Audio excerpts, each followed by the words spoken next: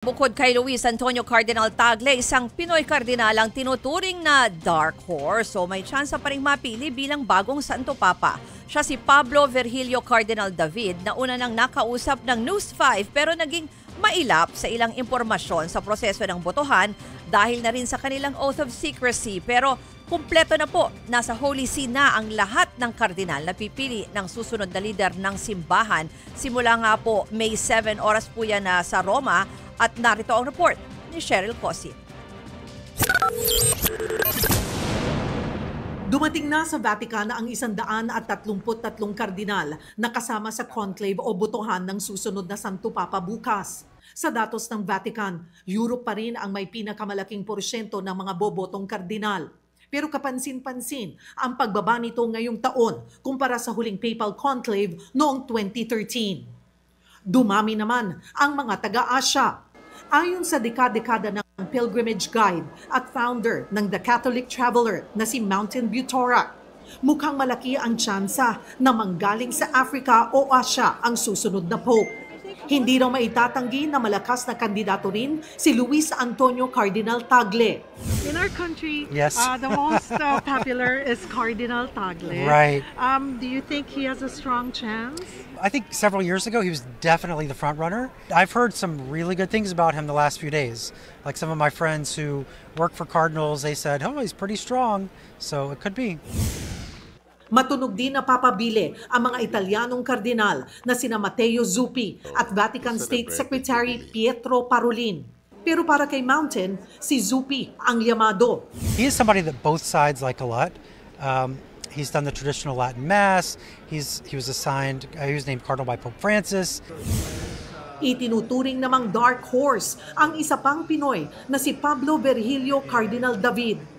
Sa isang press briefing sa Rome, sinabi ng isang Irish missionary na bentahin ni Cardinal David ang pagiging human rights defender na nanindigan noon laban sa drug war ni dating Pangulong Rodrigo Duterte.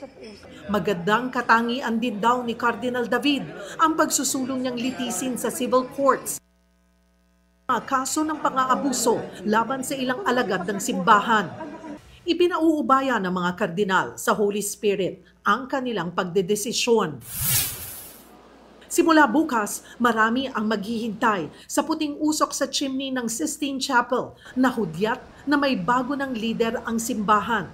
Pero saan nga ba nanggagaling ang usok sa chimney? Ito ang mga balotang sinusunog kada round ng botohan sa conclave. 2 stove ang ikinabit sa loob ng Sistine Chapel para rito. Ang isa, taong 1939 pa raw ginagamit para paglagyan ng mga aktwal na balotang susunugin. Habang ang isa pa, electronic stove na kinakargahan ng flares. Naphthalene ang inilalagay para maging itim ang usok, habang lactose naman para maging puti. May switch ang stove na sa isang pindot lang, automatic na magsisindi ng flares para magpadala ng usok sa chimney. Nagbabalita mula sa Frontline, Cheryl Cosim, News 5. Magsisimula na ang pagpili ng bagong Santo Papa sa prosesong kung tawagin ay conclave. Bakit nga ba ikinukulong sa Sistine Chapel ang mga kardinal sa paghalal ng pinakamataas na lider ng simbahang Katolika? Narito ang report ni Mon Gualvez. Kahit madaling araw, puspusa ng preparasyon sa St. Peter's Square sa Vatican para sa conclave na magsisimula bukas. Kabilang dyan ang pag-ayos ng sound system. Sisimula ng conclave sa isang misa sa St. Peter's Basilica bago dalhin sa Sistine Chapel ang mga kardinal kung saan sila mananatili hanggat walang napipiling bagong lider ng simbahang Katolika. Ang tradisyong ito nagsimula sa Palace of the Pope sa Viterbo, Italy noong 1268 matapos pumanaw ni Pope Clement IV. Magulo noon sa Roma at matindi ang away ng dalawang grupo na nag-iimpluwensya sa cardinal electors. Kaya ang inaasahang 5 araw na botohan na uwi sa isang taon.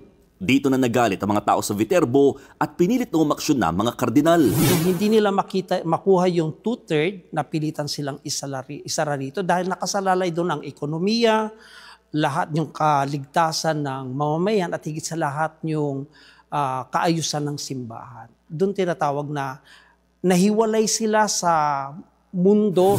Pero wala pa rin naibotong Santo Papa. kaya binawasan ng mga taga-Viterbo ang pagkain ng mga kardinal habang nasa palasyo. Dahil sa hindi pa rin makapili ng Santo Papa yung mga kardinal noong panahong iyon, napilitang ipatanggal itong bubong para ma-expose sila sa ulan, init at lamig at makapaghalal na ng Santo Papa. Inabot ng halos ng pananatili ng mga kardinal sa loob ng palasyo hanggang sa hirangin si Teobaldo Visconti bilang Santo Papa. Tinawag siyang Pope X.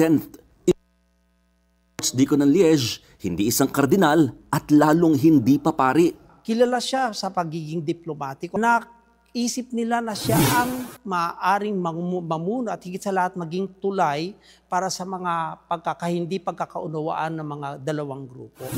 Sa pag-upo ni Pope Gregory X, isinapormal niya sa pamamagitan ng konstitusyon na dapat ay nakakandado sa isang lugar ang mga kardinal para malayo sa anumang impluensya.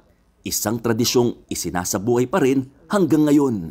Nagbabalita mula sa Frontline, Mon Gualvez, News 5.